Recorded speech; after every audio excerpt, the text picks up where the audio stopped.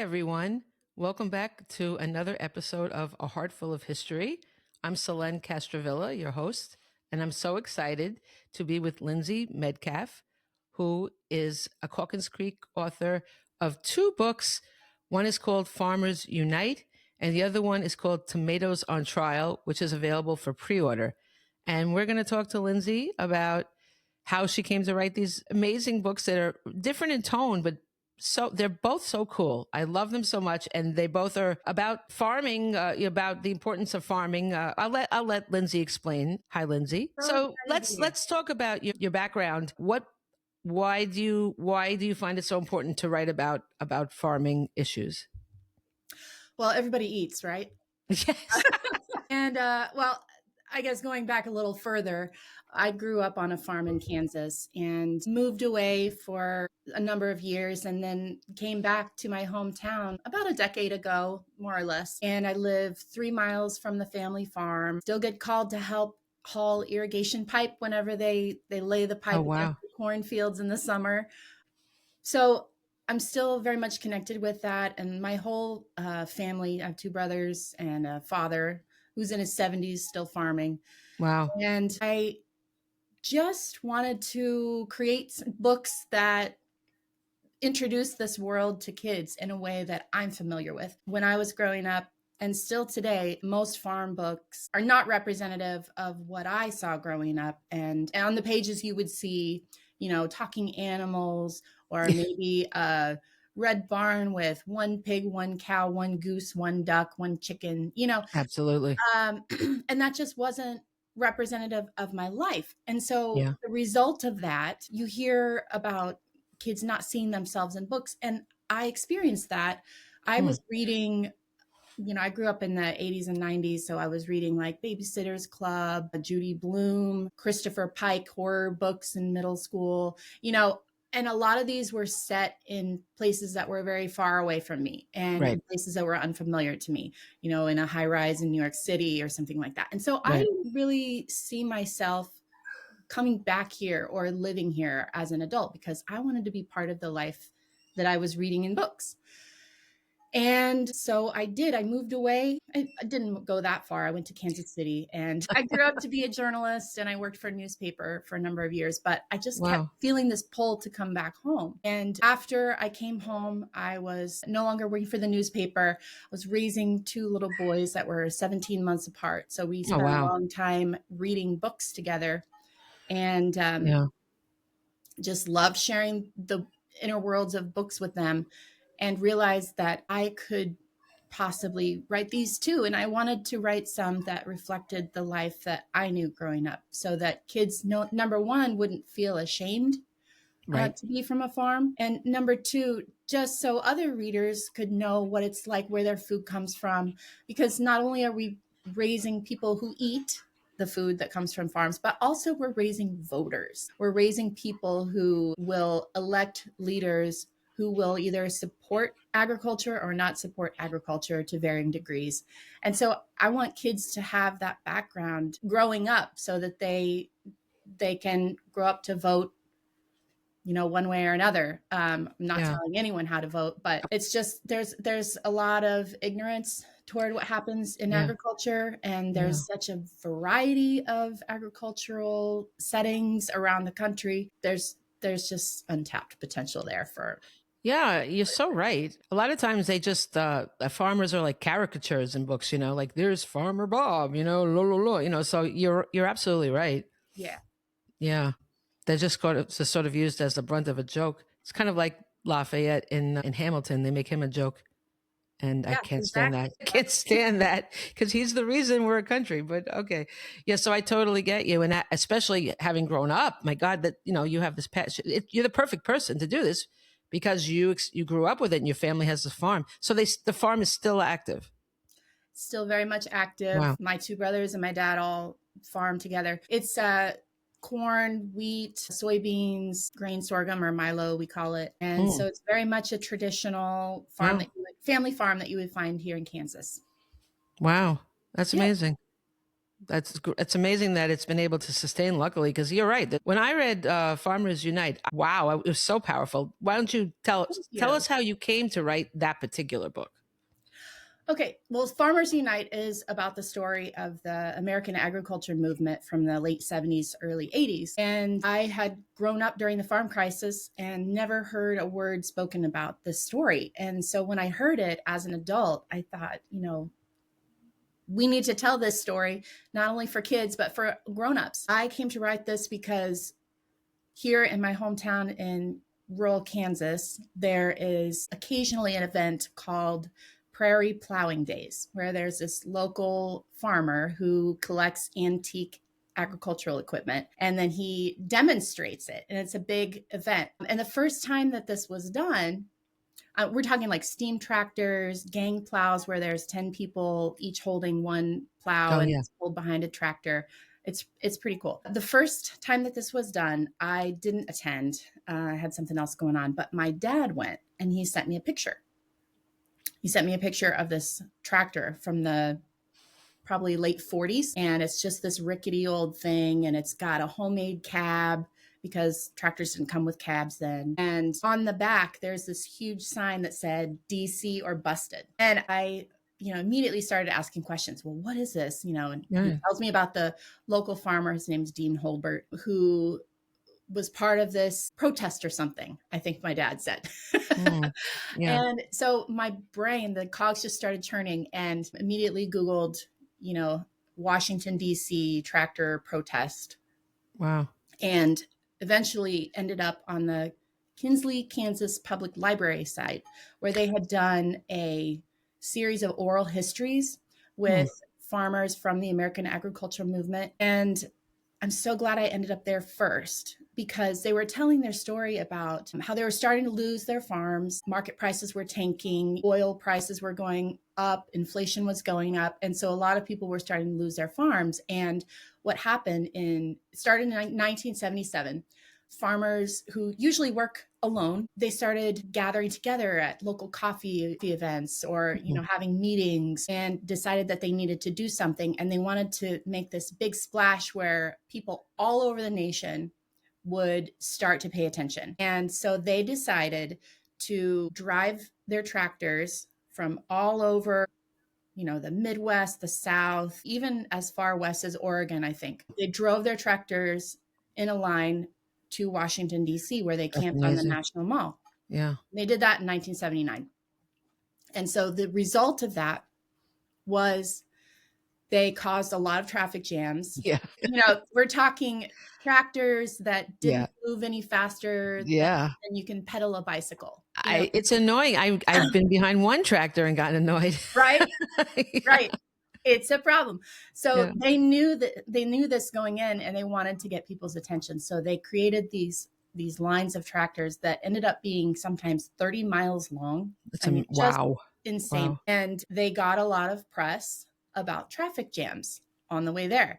So it was a Anyway, negative. any press is good press, right? That's what they always say. Yeah.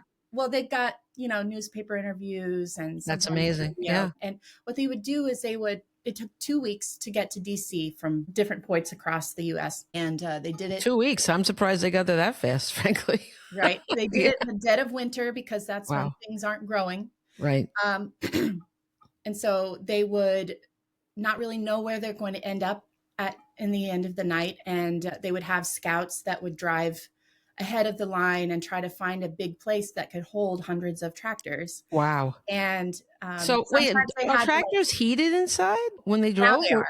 Now they are. Back But they then, weren't no. then? Oh my God, it must have been horrible driving those things. It's like Yeah, so cold. there Wow. were blizzards, Oh my but the God. thing is, they're tractors, right? So they can clear snow. So that was a deal Right. they would make with different Yeah. places they would stop. That's great. Yeah, that's excellent. You can stay here at the racetrack if you will clear it off for us, kind of Yeah. thing. So anyway, they made this big production, and then they end up in DC, and they're going to do these parades. They're calling tractorcades, and their goal was to jam up traffic to get people's attention. Yeah. And then they were going to go talk to legislators about their problems. And what happened was they did jam up traffic that first day, and then the DC police said, this is not going to work. So they sort of tricked them into going into the National Mall where they said they could park. And then they lined the entire Mm. mall with every sort of municipal vehicle they could find. Wow. Cop That's cars, terrible. like garbage trucks, I think, you know, Ugh, yeah. they just got sort of in the book, I called it penned in. Yeah. And so some people who were part of the protests got upset, I understandably. would be extremely upset. Yeah. It's just like, let's just get you in here out of the way, shut you up. That's it. Yeah, so they had spent, 2 weeks on the road and all this time planning, and they're here and they're finally able to, get people's attention, and now they're stuck. Yeah. So a couple of people did things that were not, how should we say this?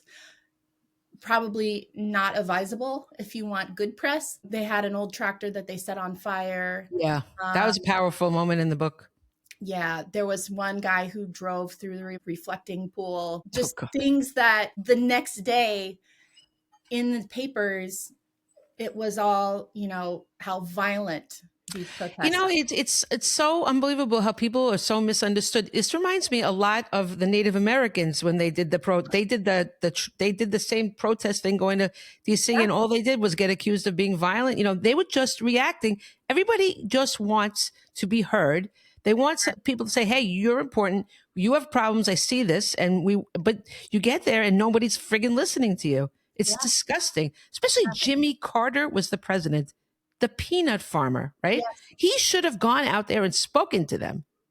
So disappointing. They had so much hope that he was going to help them. Yes, and they And should. He's one of them. It's yeah, disgusting.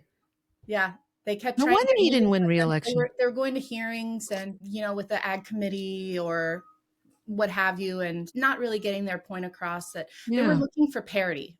Yeah. It's kind of a hard concept to write for kids, but Yeah. what they wanted was to be able to make a living wage off of their products. What a horrible thing to want, right? Like, give me a break. You Right. know? And still to this day, agricultural commodities are dictated by the market, right? Right. So you can spend a whole season growing something and there are different ways to pre-sell your grain or whatever it is, but it's all a gamble because at the end of harvest, you don't really know if you're going to make enough money to break even. Wow. Some years are great. Some Yeah. years are, if you're lucky, you get a bounty because you've had enough rain. And Right. somewhere else across the world, they're having a drought. And so there's a demand. So maybe Right. your price is high and then you can get, Hmm. you can have a good Yeah. year.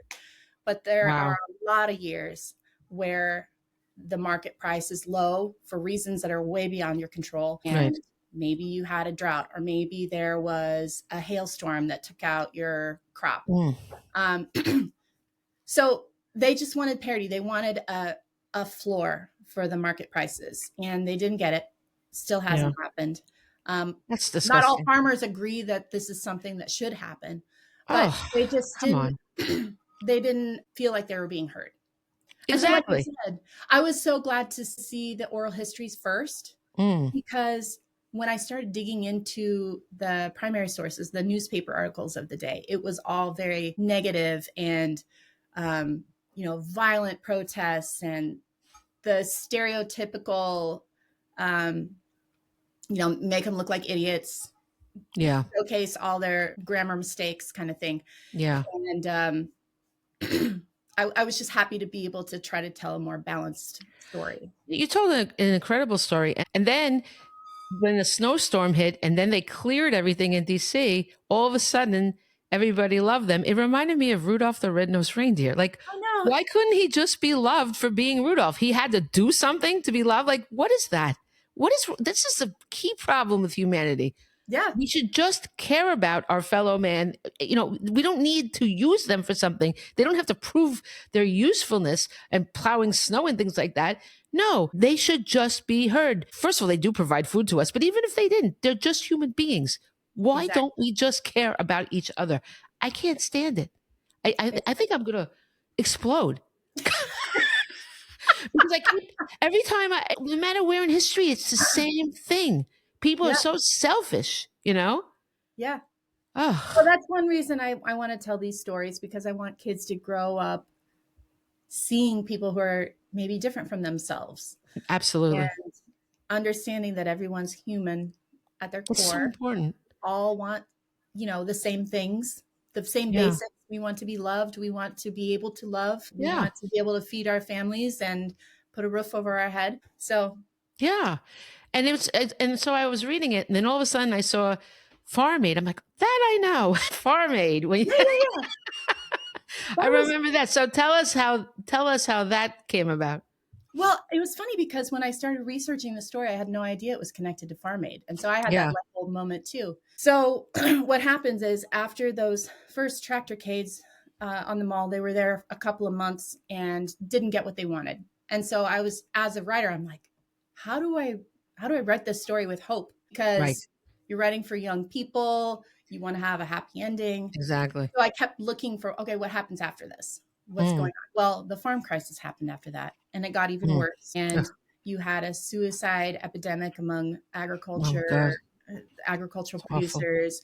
You had lots of people leaving the industry, and in the meantime, the American agriculture movement continued. And one of those farmers who had to leave his farm because he couldn't afford to do it anymore ended up being tapped to be the director of the ag movement. And he went to DC. Oh. And his name was David Center. And it was about 1985, I think. So the same year as Farm Aid, they were, starting to scratch their heads again, like, we got to do something. We've got to get people's attention, just like we Yeah. did in '79 when we did these tractorcades. How are we gonna do this? Yeah. And somebody had the idea of planting crosses on the mall Mm. Yeah. with That is names on really them powerful. to make it Yeah. look like a graveyard. Yeah. And so they did that, and Willie Nelson happened to see that Mm. news and called up David Center, who was the director of the ag movement, and said, well, how can I help? And so they decided to have this concert. And it got a lot of attention. Obviously, I remember Farm Aid, and I was only 4 years old at the time. Yeah. Didn't raise enough money to help everybody. It raised $9 million, which at the time was a lot more than it is now, but wasn't enough to help millions of people that were struggling. But what it Right. did do was they used it as a means of organizing. And so they came up with this idea of Farm Congress, where they Hmm. brought in delegates from different areas and different types of agriculture, and they came up with their priorities over a weekend. And then they went to Congress, like actual US Congress, with those priorities. And that's when they finally convinced lawmakers to help them in the farm crisis. They still didn't get parity, but what Hmm. they did get was, I think, a credit act of some sort. I'd have to look at the book Right. to help them not foreclose whenever they went Yeah. bankrupt. Wow. So, Wow. So what do you think the state of farms are like? Have they gotten better now? Like are things in much better for them, or what's going on? I am not an expert. No, I don't. People, I know we're not asking for statistics. Again, what, I'm not NPR. Just in your in yeah, your yeah, yeah. in your No, thought. whenever I get these questions, I always have to go to my farm experts, my family farm experts. Um, When no, things are sorry, my nose. Things aren't as dire as they were, right? I wouldn't say that they're dire, but it's definitely a very difficult Wow. industry. You have to get bigger and bigger in order to just break even. Right. So my brothers work with my dad, and they every year or so they think about which piece of equipment do we need to upgrade and expand so Hmm. that we can be more efficient. They Right. have, I don't know, like 3,500 acres between them that they Hmm. farm. They don't own all of that, but Okay. they farm all of that together, and it's a lot. Yeah. So you end up, buying that bigger combine, which then puts you into debt. I mean, if you buy Right. a new combine, which my family has never ever done, Wow. it's over $500,000, and that's a very Wow. conservative price. It can get up to 800,000-900,000, I think, now. Wow. It's crazy. So it's very high capital cost to get involved. It's Yeah. hard. It's hard to do if you don't already have connections to a family or something of that sort. And so it's hard to get involved. There are a lot less producers Hmm. than there used to be, and it's still very much a gamble. Wow. So it's tough. And Wow. that's just for these types of farms. I Right. couldn't tell you what it's like to be a peanut farmer in Georgia or, a Apparently, cannabis Jimmy farmer Carter in didn't care about any other kind of farmers except himself. I mean, well, actually, I see there wasn't there a peanut farmer in your book that was there. I think you said Yeah, something. Yeah, I yeah. can't They were believe Carter. I'm so disgusted by him. I always thought he was a nice guy. I mean, I don't like. I was really young, for all this. The only thing I really remember is Farm Aid. But Carter, I know everybody said he was ineffectual, but I kind of thought he was a nice guy. But now I'm really disgusted. Like, go outside and talk to your people. God, you yeah, know. I never really figured out why he didn't Because he's a either. jerk, apparently. Like, I mean, what other answer is there? This is all going outside. It's going on right there. I mean, Yeah. that's terrible. He really was supposed to be like every man, this and that. Yeah, okay. I don't know. Everybody's such a disappointment. I don't know what to say. Well, it's interesting because the ag secretary at the time, his name was Bob Berglund, and he went on, I think, the Today Show or something, and just talked about the farmers being greedy. Oh, That's why they were so protesting. greedy. Yeah. Greedy. They're just living it up out there. That's why they drove all that way in those tractors without heat. That's why they did it because they're greedy. Greedy, greedy. It's amazing how things get turned around on people. It doesn't change. It's the same everywhere we look. You Yeah. know, I don't know what to say, but I will say that book really opened my eyes, and I really love that you got inspired by that sign that you saw. That if you hadn't seen that, about wow, like that's it. That's how we get sparked. It was It- totally a spark, and I was yeah, obsessed with it. I I couldn't love that. let it go, and it wouldn't let That's me what go. happened to me So, with my first book. Every book, really, you get that yeah, yeah, spark. I was like, wow, isn't that the best? That it's the feeling, best, like, yeah, and you can't really manufacture it either. no, You have to pay attention yes. all the time. It Like was a lot of people would have just seen that and just gone. People are always asking, where do you get your ideas? Well, ideas are everywhere. It's just, yeah, are you aware of things? You have to be aware of people. We could 10 people walk into a room, 9 people, we all see the same thing. One person, it's a spark, and next they just didn't even pay attention to the surroundings. They were probably looking at their phones. It's just yeah. so silly.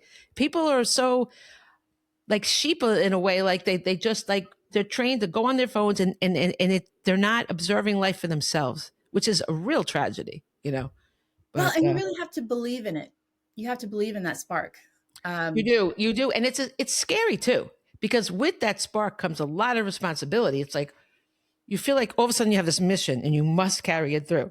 But you also have your life, like with your kids and this and that. Like, so you have things you have to do. So it's like, I mean, it's a call to action, and it's a lot. But I wouldn't. It's my favorite thing in the world, but it's also very daunting. it is because, especially if you're telling a story that's never been told for whatever Exactly. market, and you Yeah. want to get it right, and you want to be able to Yeah. represent these people on the page in a way that does them justice. Exactly. So, Exactly. yeah, it is daunting. But you did it. I mean, it's a really great book. I really enjoyed it, and I urge everyone to get it. And let's talk about your next book, Tomatoes on Trial, which is so fun. Like, you Thank turn you. something like that could be boring into really amusing. Like, first of all, everybody loves trials. You know what I mean? That's like the American way. Look at adults. We all watch. Those. We love Law and Order, and we love trials.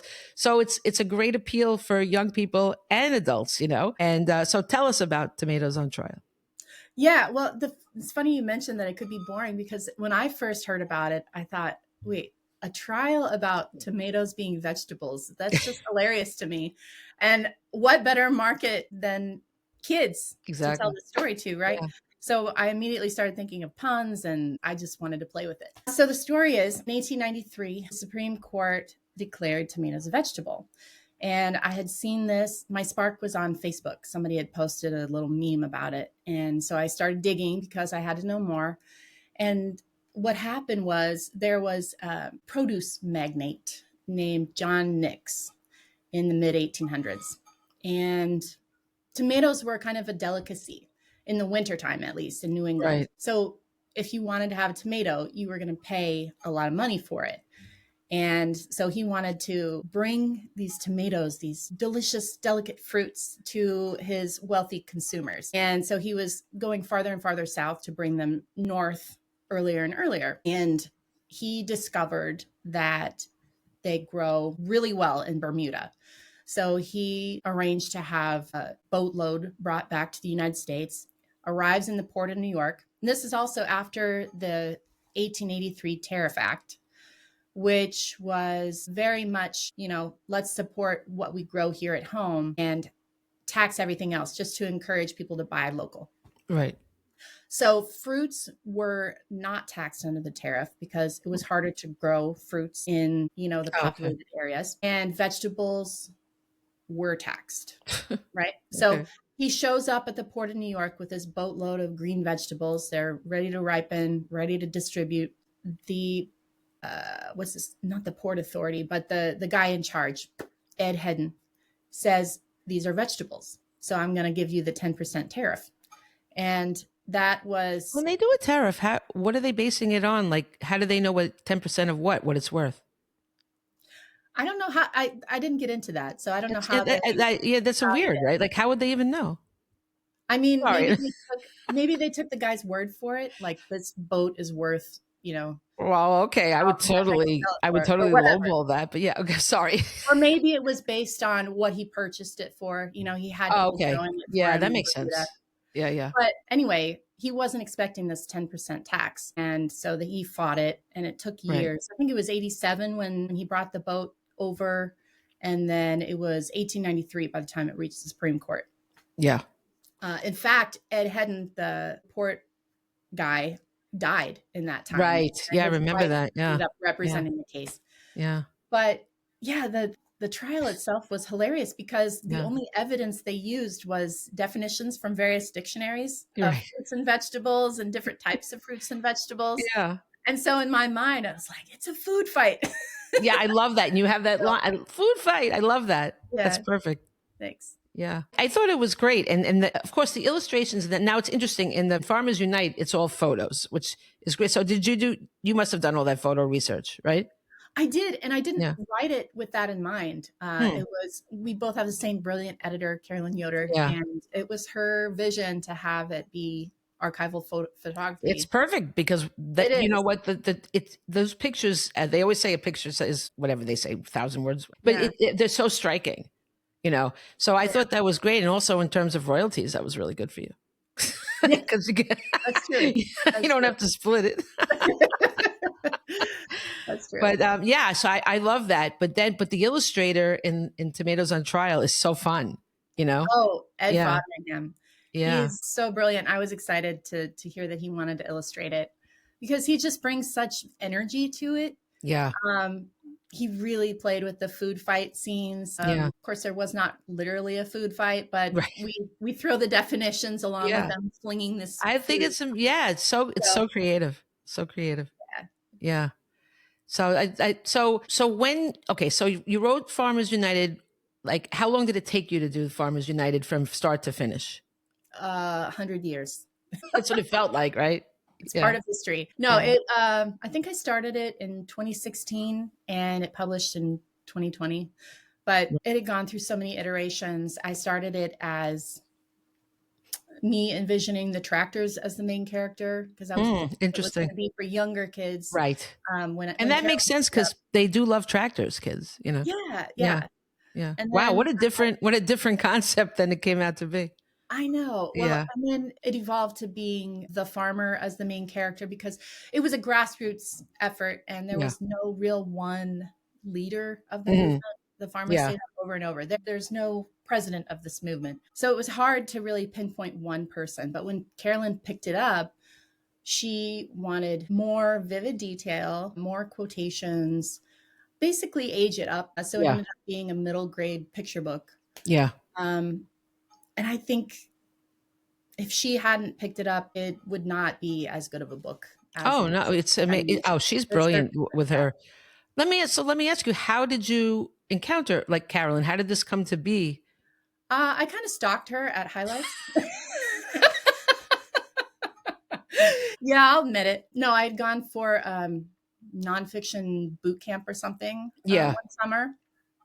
And it happened to be one of the presenters was retiring, Peter Jacoby. Oh, sure, I know him. Yeah, nice guy. They were having a reception for him, and we had a nice dinner in George Brown's farm. And Carolyn was not part of the workshop, but she did come to this dinner, and I Oh, recognized lucky. her, and I thought, I got to meet her. And Amazing. so I had queried this story quite a few times. It had been through like 27 revisions by that point, I think. Wow. And You counted. um, Wow. Good for you. I don't do that anymore. It's too I know. depressing. Yeah, it's all, I never count. I never count. It's too depressing. No, but Exactly. they they have a lovely flower farm on that property, and they were offering a tour. While I would have loved to see the flowers, I noticed that Carolyn was hanging back. Right. So I did not go on the tour, and I ended up talking to her for a little bit, and then she asked, "What are you working on?" And so I told her this story about the tractor cates, and she goes, "I remember that." And I thought, Good for her. "Oh, you're the first person." And then she also says, farm books do really well. The farm agricultural people really like to buy farm books, and Mm, they do really well for us. And I thought, okay, I've got to submit this to her. that's great. And she was really the only person who believed in the story, like Yeah, I did. she really does see. She's a champion of these kind of books that people like, but like they're so beautiful. They're so important. Yeah. Yeah. Wow, that's a great story. So everybody stalk. No, well, I met Sorry, Carolyn Carolyn, if you're watching. at Chautauqua, but I Yeah. did the opposite. I tried to not have her as a reader. I'm like, okay, let me just forsake. It's like Oedipus, like trying to just get rid of everything. But yeah, it's that's what it is, to make that personal connection and meet somebody if you can. Anybody that can go to a conference and meet somebody and get in conversation, that's a great way. Even if they don't become your editor, you talk to them, you get a feel for if they, how's my pitch going here, and this and that. So it's Yeah. really important to go to these things. There's nothing like it, really. Yeah, because otherwise you're just sending something. Like, think about, and these days we email, right? It's so, a letter is still, a lot of things can happen. It takes forever. But when you email something, like, it immediately goes down in the minute the emails come in, it's like down, down, down. I can't even find my emails. Like, I have Gmail. It's weird.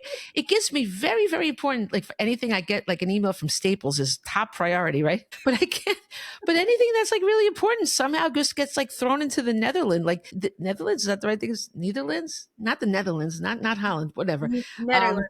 yeah, like, I like the very important ones are always ads of some nonsense, and then there's some gray area that I don't even know what it is, and then then I can't. I have to go, and then I find things like, oh my god, somebody was so important. They wrote to me like 2 weeks ago, and I don't know how to.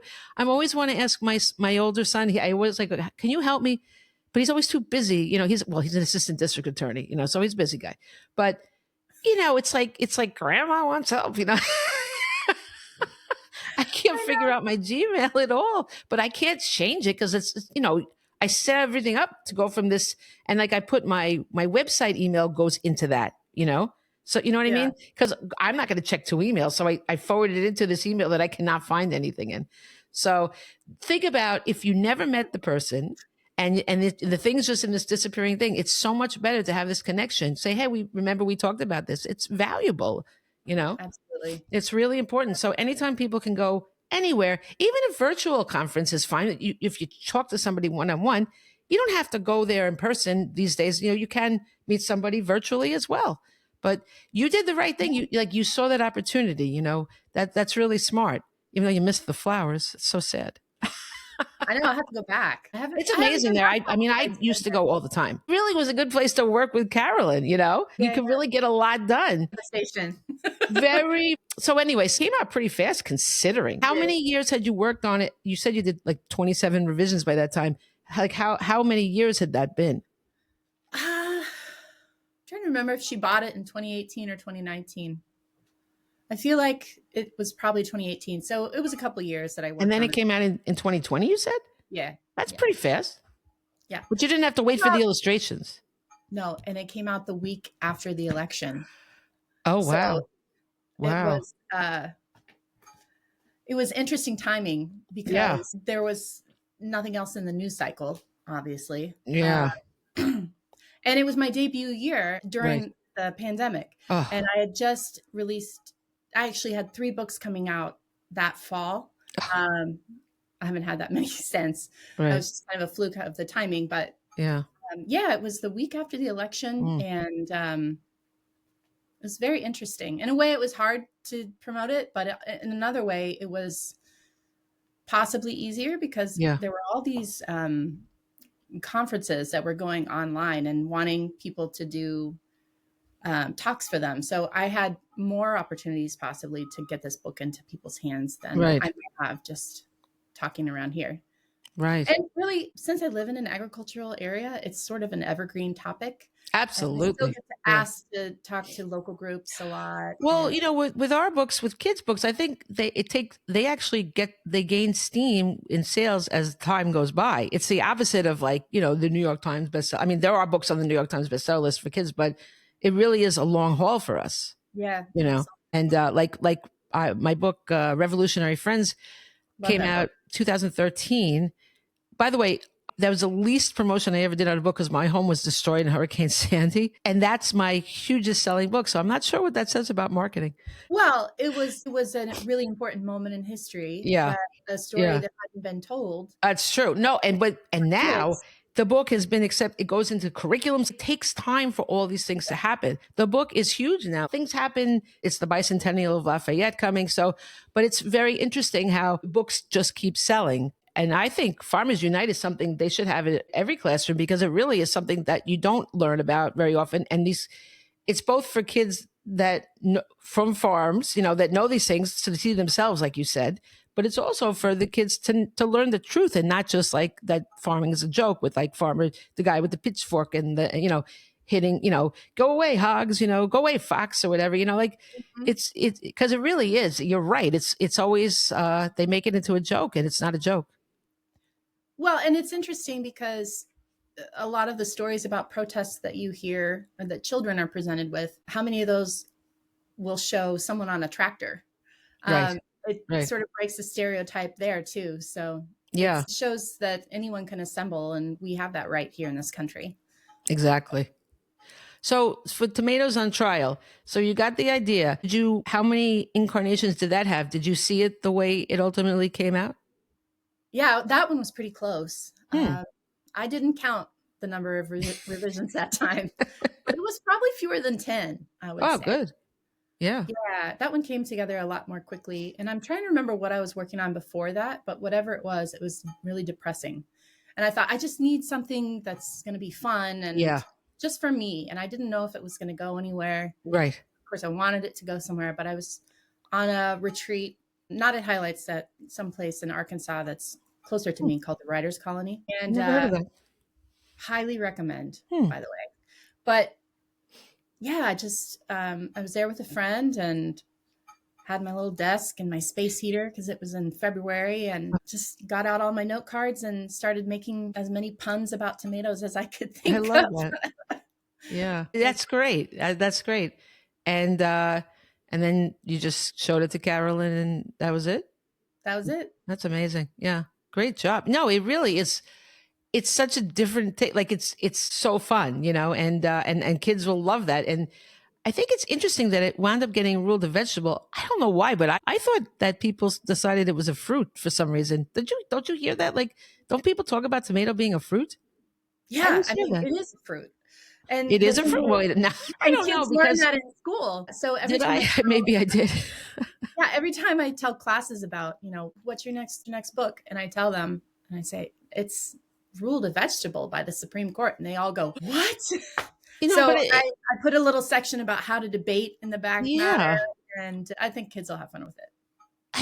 I think it's a vegetable too because I use it in the salad, right? Like that was one of the Yeah, things, yeah, you know. And I mean, if you're doing the seed argument, well, then a lot of things have seeds that are vegetables, you know. So like, yeah, I don't even understand that argument, you know. Like yeah. you know, I don't know. Well, if you But really drill down to it, vegetables aren't really defined. It's more right, about taste, yeah, what's savory versus sweet, right, or what's used in desserts versus, main courses or whatever. yeah. Um, It's very so that funny. was that was the whole trial is, Yeah, that's so well, funny. Like the fact that the cucumbers. Supreme Court is even thinking about this, you know, like it's very I funny. And it doesn't carry any weight anymore because that tariff act is Yeah. long gone. And No, but it's really great because it's just a fun example of the Supreme Court when there's so many like extremely serious examples of the Supreme Court, you know, yeah, and yeah, a lot of them are travesties, both in the past and these days. So it's very fun to have something with really no consequence, to it. Like it's just fun, but yet you're learning something about history. I mean, I think we just have to have these kind of books for young readers, because all they're hearing about is just the most horrific. You need to balance that out.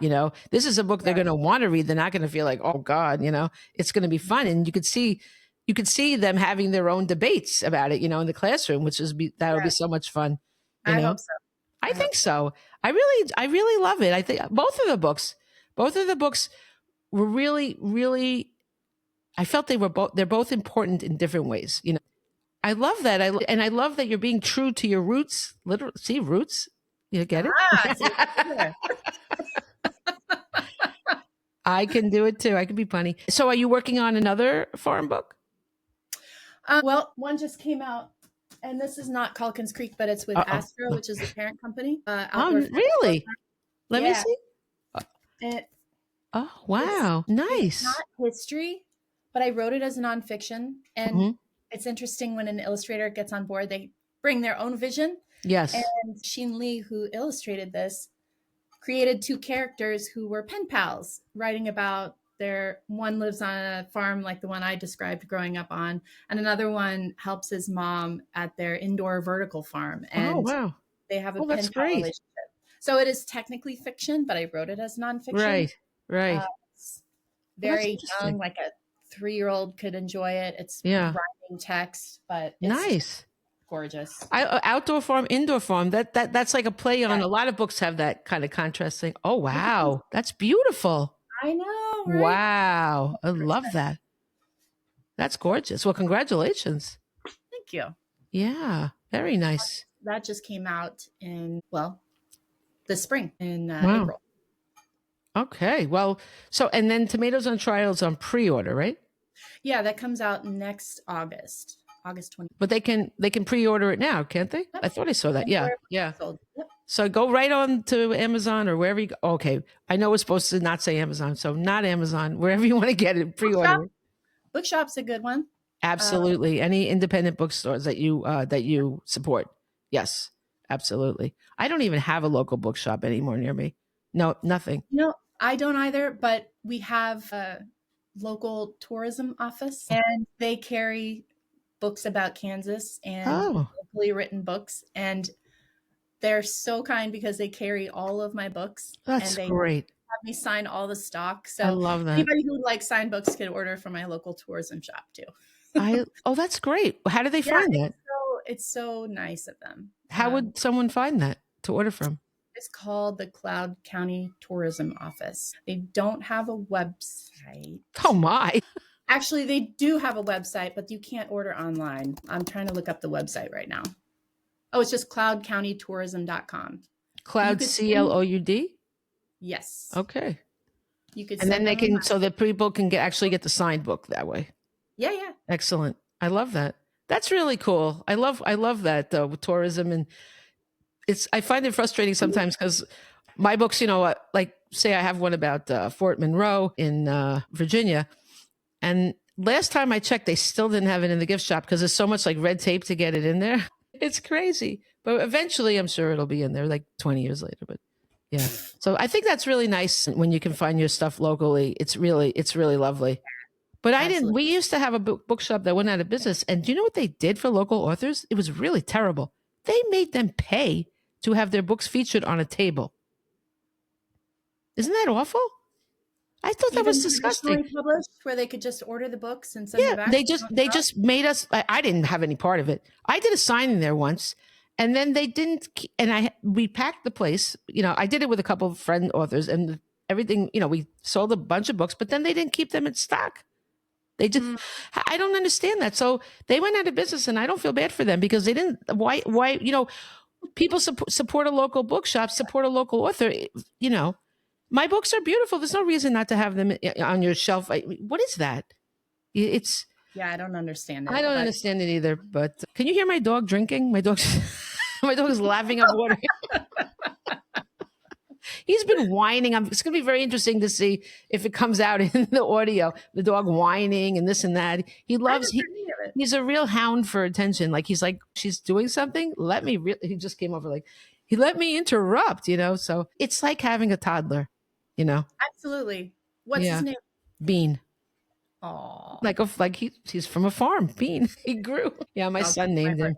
This dog, he first was in a frat house, so he had a very rough puppyhood. Being in a frat house is not the best place for a puppy. I can imagine. It's a lot of there's a lot of stuff going on. Let's see. So your book comes. They can pre-order that. They can order the other ones from the Farmers Unite. What's it called? Outside Farm, Inside Farm is the other one, right? Outdoor farm, indoor farm. Sorry, yes. I love that. That's so clever because it's a take on the there's a lot of books like that like country and city mouse, like so outdoor. Yeah. Is that the initial idea, like to do that kind of a book? So the spark for that book was more I am familiar with the type of farm that my family operates, but I saw some news story about a vertical farm, huge warehouse in New Jersey, and Wow. I just got really curious about it and wanted to figure out how I could write about it. And then Vivian Kirkfield, who's another Yes. author, I'm actually going to she speak has. with her after you. I'm taking an hour break and then I'm going to speak with her. Oh, awesome. Okay. Well, she every year does this 50 precious words contest. And Mm, I decided I wanted to challenge myself and write a story in 50 words. wow. And I had this idea that was fresh. And I thought, well, to make it more universal, bring in different types of farms Yeah. and compare, contrast. And so didn't win the contest, but Oh well.